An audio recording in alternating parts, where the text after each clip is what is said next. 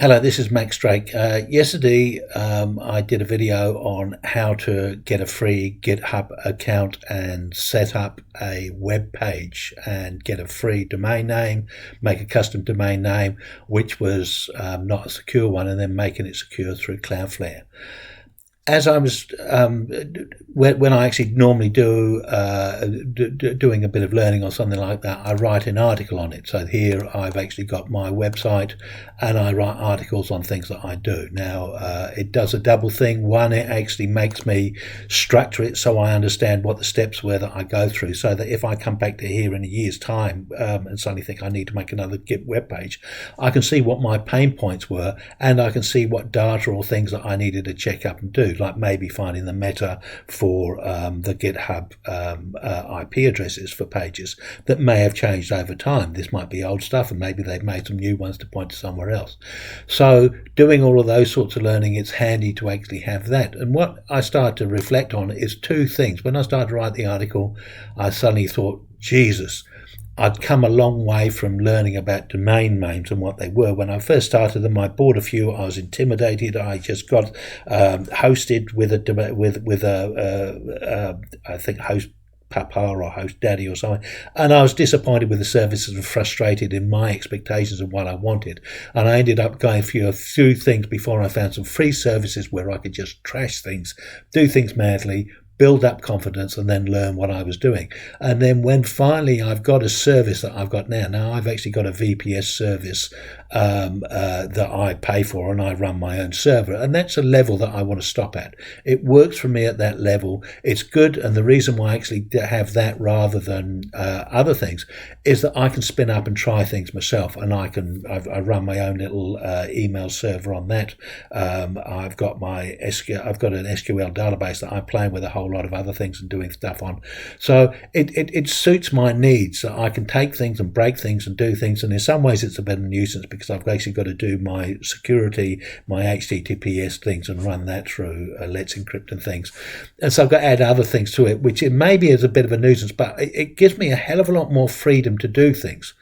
So I suddenly stepped back to some of the things that worried me, and it sort of made me reflect that I just wanted to do a simple video on this. Now, first of all, was the fact that I actually make the effort to actually write these articles, and sometimes it's a little bit of a pain to do, but I actually find at the end of the day it's rewarding. And because I hop around and do all sorts of different things, I'm never just doing the same thing all the time. You know, at the moment I've got a bit of interest in React and Node.js and in some cloud functions, and so I'll write about those and I'll get them wrong. And like I've got this one, I've got a deployment. It was part one because I bucketed it up. Then I thought about it and I went back and fixed it. And then I've got another one here. I had no success. So there's no point in me just going and redoing it again and doing the same breaks. This kind of points where you broke it, and you sort of think, well, I don't know. If I go back 2 steps, I can see how I can fix that up again. So I don't go and fall down the same traps. So when I started off, I didn't want to pay for anything until I knew what I wanted. And once I know what I wanted, I'm comfortable with what it wants and it works for me. So when I first started, I actually went to WordPress.com. You can actually start for free, and basically, there's only a little bit of styling there, and you can get some plugins, and it's a little bit like that thing, but it is a WordPress site and things like that, so you get used to the whole process of the things, and you can do it.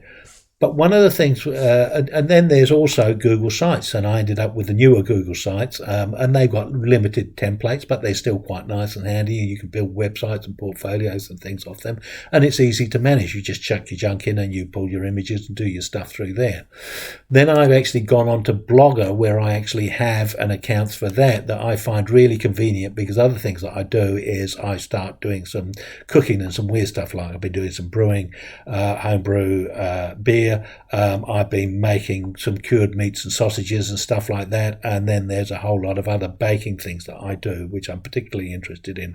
And then I've also used it as well as a COVID diary that I might move across to another website, but I'm quite content as leaving it on this one here. So these are places where you can do things. But just as a story of that, I started to write this recipes on this Google Sites, and then I ended up going across to this Blogger site. So I actually had to cut and paste a lot of the text, a lot of the images from that one into this one, and that's what the structure that I actually have now that I had it. When I had my WordPress.com, I ended up with the awardspace.com free site there, and that was another website, but I actually had to cut and paste all of my web pages from here across, and all of the images, and just basically frigging rewrite half the thing, reset it up on here, because I don't have any access through WordPress.com through the through the easy one. You don't actually have access to this, so you can't get its database table and drop it, back it up and then restore it on another site. So that was a bit of a pain. So when you actually start going through and developing further, this actually has this free hosting through there. And again, when I first started, I ended up buying a domain name through HostAddy, and I wasn't satisfied. And I got the domain name through there. I've moved my site across to somebody else, and so I had to remap my domain to that, and then I still had to go and pay the other site, which I wasn't happy with. And in the end, I suddenly thought, no, it's not what I want. So I went to this one, and this was really good. And then there's all of these options that you can choose from. And I think these have actually got very good value. I think these people are located in Germany, but they've got good value sites, 10 websites for $4.59, but then you can get unlimited websites for another $1 so, or $1 bit. So you get, this is a little sneaky one here, one free domain for life. That free domain is as long as you actually carry on with their service. As soon as you stop their service, you've lost that free domain. And I lost a couple of good domains that I was quite enjoying. So in my database and my WordPress, I actually had to map them to a new domain. So that was a bit of a learning service that I found were quite good. But, you just don't bother with those. You actually get your domain somewhere else. And I'll talk about domains in a minute. So you go through these steps. So at the moment, I actually ended up with this. You end up with 2 websites. So you get one for free. And then I suppose you could actually just, because you could end up with a different email address and then get 2 websites from them and using different addresses and things. Now on those ones there, you can actually go and get your own domain names and stuff. And so the next one is from there is that when you've actually got, with that one, you've got the database, where was that free, going back somewhere, to there. With the free one, you've actually got MySQL database sitting in the back, which all the WordPress websites actually have. It's got an app installer that just installs the blooming things for you, and it's got this thing, email. Now, this is a second thing that I want to do. I'm sorry, and they are web hosting. That means they are running a server, so it's like your computer or PC that's running 24 hours a day on there, and they are hosting your website on there. So they're hosting your MySQL. So basically, you've been given a bit of space that you can go in and use. Now, they may not actually have a server themselves. They may rent some space off somebody else's server, and then they offer you things like they've got the cPanel and stuff like that, all these other things that you'll learn about going through all of those. And now theirs runs a PHP, and they run a MySQL. So that's a certain specific coding that they're going to use to do the stuff, but that works fine. Now, again, you don't actually end up having to have a WordPress site on there. You could have a Joomla one, or you could have a Drupal or something like that. I found those had a big learning curve, and I actually found mine is not a pretty site, but it actually has all of the content that I actually want, and I can more focus on the content rather than look at keeping the aesthetics, because that's one of the good things with WordPress. They got a heap load of plugins that you can play and do an awful lot of things with, and so you don't have to write the code. You just use their plugins, and as long as you follow along with what they do, that's great as well. So you can get what you want. But if the aesthetics is critical for you, you can actually spend an awful lot of time doing all of those things as well. The nice thing, because it's all stored back in the database, you can actually just back up that database, move to a different provider, and if you're still running a WordPress site, you just restore that database tables onto their one, and it will run just as well. And you can take your domain name across as well. So you can move from one service provider to another. So that was what I got caught with at the beginning. I didn't know what I wanted. So and so I paid for something, and I wasn't satisfied with what I was paying for. So I got frustrated, and then there was a whole lot of other things, and I found that their service departments are usually not very helpful at all. That in fact, a lot of the times I did my own. So the first ones is you just bash in your content. So these ones are non-thinkers, but you don't have control over your content. So suddenly you've got to learn a bit more to actually manage your content and understand a little bit about the database, and just even about how to actually back it up and actually restore it somewhere else. Those are things. And the other thing is as well, if you crash your website on a number of times, that's great learning, because you've got to rebuild the things again. And I've rebuilt a few WordPress sites, and it was a bit frustrating a couple of times when I lost some of my data. But you learn it, and then you get a bit more confidence going through. And then I'd actually write an article on it and keep that somewhere so that I'd learn the next time I was doing it.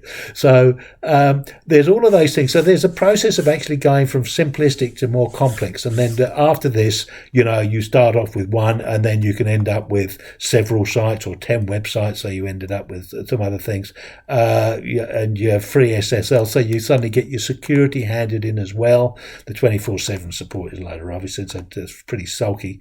And that, in fact, I wouldn't bother with the domains. It's nice if you're going to play with a couple, play with their domains and things like that. But as soon as you stop paying, you've lost those domains anyway. So if it's something that you want to transfer around, it's better to actually have your domain separately.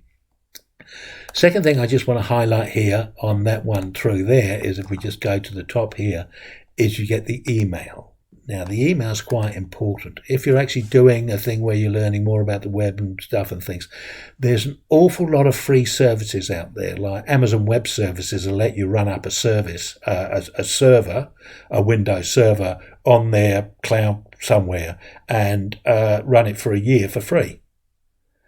But a lot of these services won't let you use a personal email account. So if you've got a .gmail, or you've got a .hotmail, or a .zoho or something like that, they've got all of those blocked. So you actually can't sign into those services. When you've actually got your own domain name, so you end up with fredblogs.com. Or let's just say from here, the Freenom one. So we got one called Thursday.tk. Oh, no, we can't do that. Thursday.ga. So you can have Fred at Thursday.ga. They'll let you actually into all of those services. So what this actually gives you is the opportunity of actually having your own business email or non-public email, so that you can sign into all of these services. So IBM's got stuff, and there's things on all of these cognitive tools that you can get off Azure or Microsoft or stuff. So you having your own email will do this. Now, with this one, you don't actually have to manage your own. Well, you are managing your own email domain. I think they only give you one email address or maybe two email addresses, but it's very handy to do. So that is something that you can get, but you can't get those on the dumb ones, WordPress.com, GoogleSites.com. Well, Google gives you the Gmail, but those get blocked. And again, blog is another Gmail one, so you don't get them there. So I just want to point out where there's a powerful with those ones there. And again, if you don't move with them, if you move to another hosting company, so they are hosting your website, then you go to a VPS, which is basically a virtual private server. Basically, we give you some room, we give you some chips that go this fast, or this many CPUs or whatever. That's what you're purchasing of us. And then if you run a Linux server, you can run that for free, because there's no license in there. I actually run a Windows server on there, so I get charged $5 a month or something like that for doing it. But I didn't really want to I was more interested in doing the web hosting and getting that up and running, rather than start to learn about the technical stuff with Linux. So that was another level of learning that I wasn't interested in doing at that particular point in time. So that was something that I moved to, and it's where I'm comfortable with then. So I'm managing all of those things. On this level here, you're not managing very much, and actually this is very good value if you look at some of the things through there. But if they peeve you off, or you peeve them off, or something like that, you can always go to another one. And because they're doing the hosting, they'll be able to give you the email, and if you transferred your domain across, then that'll do. Now, the next little thing so emails are handy. Email is good so that you can actually access a whole load of free stuff. And the thing is as well, is if you spin up another website, and give it a different domain name that you can get from here, you can then have that as a different account name with a different domain, and then get another lot of free stuff from those people if there's something that you actually want to follow in and use a bit more. So that's one way of actually doing getting in some ways perpetual things, as long as you've actually got those sorts of things that playing with your domain names. Thing with the domain name, though, one of the things, if you've got a website that's actually associated with them, like on this one here, if we just go into there and we just wallop that out in a new link through there, and it's come up through there, that's associated with that there. So if you lose that, if you've got a WordPress account and it's associated with a certain domain name and the domain name changes, or you lose the domain name, then you've got to remap that WordPress site to a new domain name. And also, you don't really want to mess with changing your domain names too much, because if people are coming to your web page because of certain things and you just keep on changing its name, you've really got to keep the old one there and repoint them there, or do another repointer through there. There are ways of doing it, but it can be a bit of a nuisance. So just beware of that as well. So once you settle on a domain name that you quite like, then do it. But mine is try a few flavors out, get what you want, like doing a little dumb thing on a GitHub thing. This is just one page, but you can actually have a whole lot of other pages and build a whole website all on this one. And you just have your home and all your other ones, and you have your other buttons that just link to all the other pages, etc., etc. You can get very sophisticated at that level there. And I haven't seen anything which actually says that you've got a specific amount of space. I think you just carry on putting things in. There's most probably are limits, but I'm not sure what they are. So going back to domains. Now, as I said, I purchased mine at the beginning and it really peed me off because I lost a few along the way. But what I want to talk about here is this thing. So this is from Freenom. Now, Freenom, further back here, so I've got a couple here, which got the names. One I paid for and one I got for free. In this particular naming one. It has its default name servers. So that means they have servers that have all of their addresses. So it has address of this thing here. Now, what we've done here in the manage Freenom DNS is that we say this associate with this GitHub, this person's GitHub page. And here's the address, the IP address that you go to find this person's stuff. So it's a bit like a telephone. I've got a number on here and I've got a SIM card with a number that I bought from Vodafone. So if somebody rings me up, they ended up, because it's an 021 number, it goes across to Vodafone and they look up the database and then they send it off to this SIM here and it rings. And then if I ring up their number, I take their number and it goes off to whoever their provider is and it rings. Now, I got a bit peeved off with Vodafone and I ended up moving over to another company called Warehouse Mobile, but I transferred my number over. So therefore, like my domain name, the domain name's associated with Freenom, but now we're associating it with GitHub. So what we've got to do is say, go there. But where does it find that address? How does it know that? So first of all, it goes to the name service. So if we just go and say who lookup, so I'm just going to go back from that one to the other one, is that if we actually do a who is lookup, when we look at that one there, drac.gq is associated with the name server Freenom. So it'll go to Freenom and then say, we're now going to point you across to here.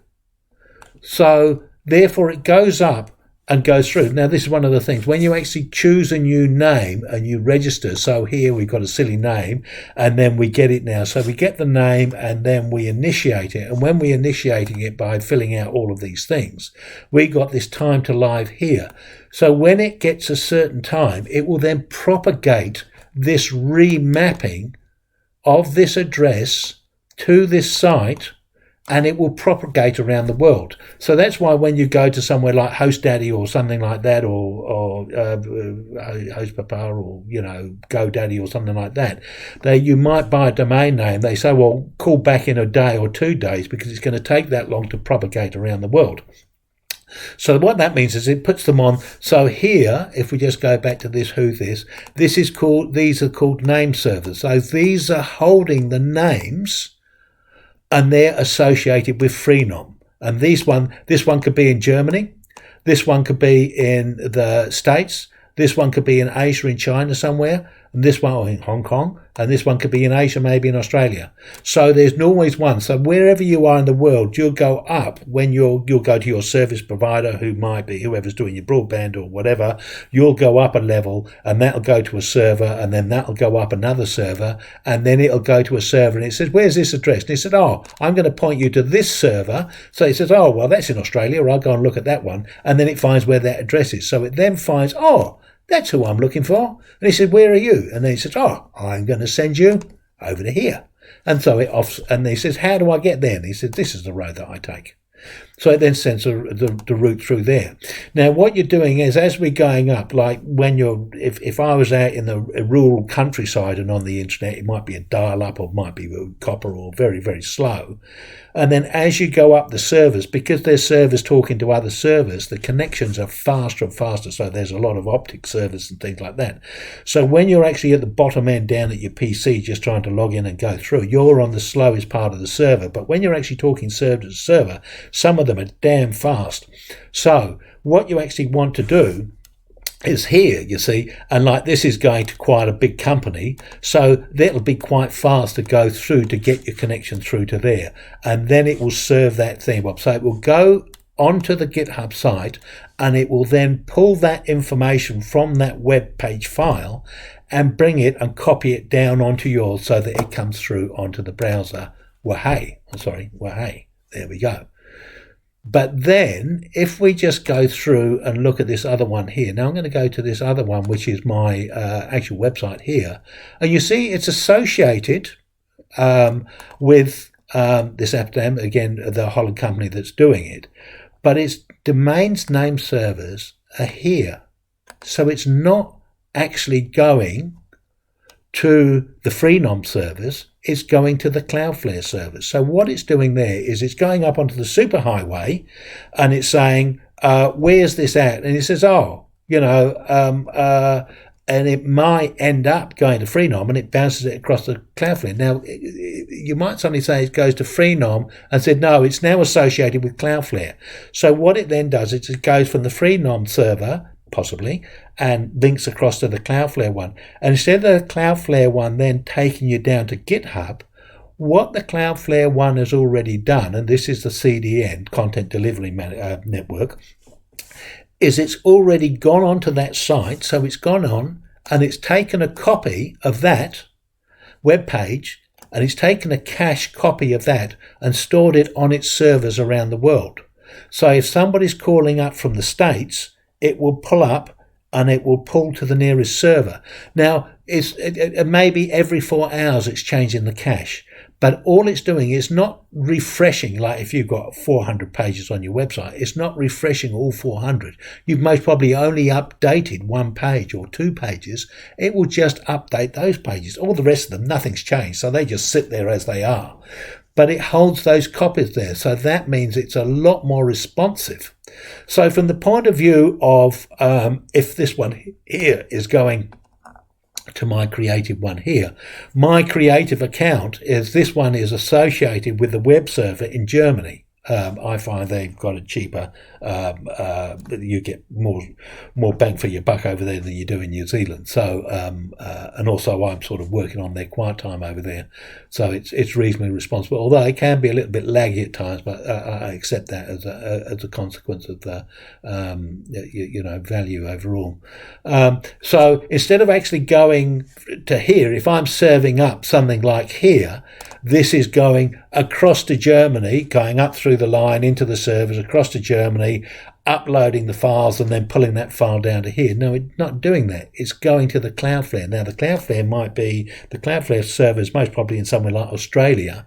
So it's only going as far as Australia. Instead, it doesn't actually have to go for a round trip to Germany and back. It's only going across to Sydney and back. So that's a lot faster. So it's delivering faster. So this is where these ones here. So we can do a DNS management where we actually say this is being held by Freenom on their DNS servers. And then when when this comes to here, go to this place. So again, like the phone, if somebody rings me up, they don't care who my provider is. And in fact, when they dial up, it might end up going to Vodafone. But Vodafone said, no, we've given up that number. It's now owned by, or it's now being served through a different provider, which is Warehouse. So, but the person who rings up, it just goes through and then comes back to my phone. So it goes to Vodafone. They said, no, it does belong there. Go to Warehouse, and then they send it on and direct it to my particular phone. So that's all that's actually happening. It's just doing a redirect. So where you've got your domain name, now that works in New Zealand, but I can't take that name overseas. I suppose there must be international numbers that you can now use. But with domain names, these have got to be working globally.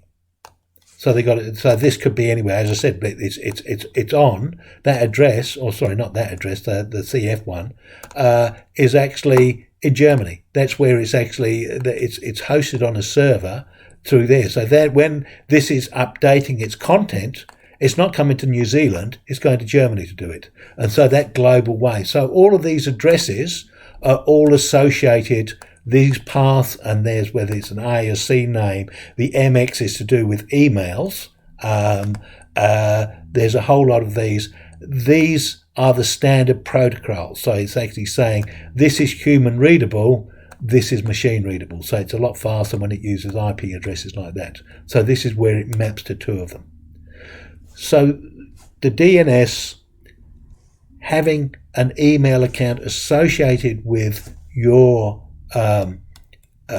domain is good, because suddenly you can actually exploit a lot of free stuff out there that you couldn't exploit with your personal account. So that's one thing that I just want to point out.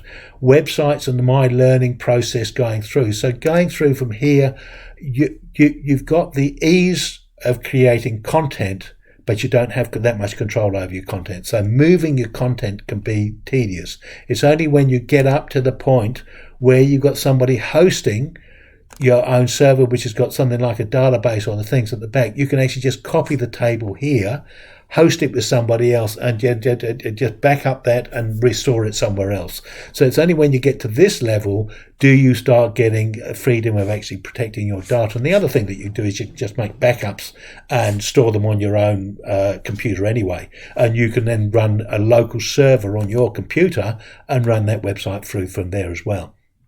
Which is how a lot of developers work. They run a local one and they'll have a development mode, and then they'll actually ship the whole thing up as a complete package up, so they can update certain things as they go.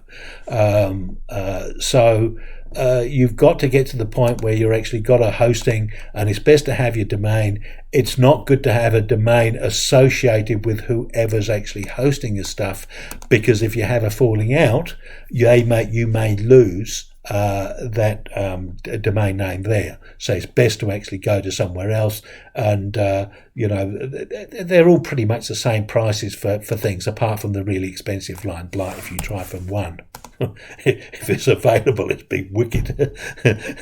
Oh, they're 2,500. So obviously the shorter and the abbreviation, but having something catchy or useful works. But again, try it out. And my feeling is try something out, break it, and then by breaking it, you learn how to do it. And so what you end up doing is to suddenly saying, well, I'll end up with two sites. So, and I just copy information between the two. So if I break one, I've still got another one that runs. And so as you go through, and again, the Google sites and the things, but as you go through, you just find they're limited. You're only allowed to do so many things on that site. And the same with when you get to this site and the when you can run something like a WordPress site on your own and things like that, you can run plugins. Like I was doing 360 panorama views with some of the things and having 360 cameras. I could host that on that site, and there were several plugins and things that allowed me to do it. On some of these other sites, they wouldn't have the plugins that you could actually do those. So that's where you end up with the frustration, is that you want to try and do something, but you can't hook it in and do it. But then again, when you get to this level of things, they will let you do some things. They'll let you upload some software, but then they won't let you upload other stuff. So, or you might end up with a limit of storage of things, although usually they can actually expand your storage for a cost. So this is where I ended up going to a virtual private server, because then I can chuck on, it's like my PC. I'll download an awful lot of rubbish and give it a crack. Some of them are brilliant. Other ones are, interesting to see, but they're just not what I want. You can actually experiment with things and find stuff that actually work for you. I hardly ever touch my server now because I've actually got it running with the convenience of the things that I actually want. So you end up with a place which fits for you. But I would seriously recommend that you do make posts of and do a sort of a blog of what you do, because it is really good to go back and back reference what you've done. And again, the things like changing the C names and actually having all of the cars to show which bits you actually need to fill in really, really helps. A lot of them will have these slightly different. And what I would actually do is, if you go to somebody like GoDaddy, type out something like GoDaddy domain name or something, although a lot of the places actually tell you how to set their things up with their cPanels and how they do them. So I hope that's been of interest for you. If you've found it useful, please give a thumbs up. Thank you very much for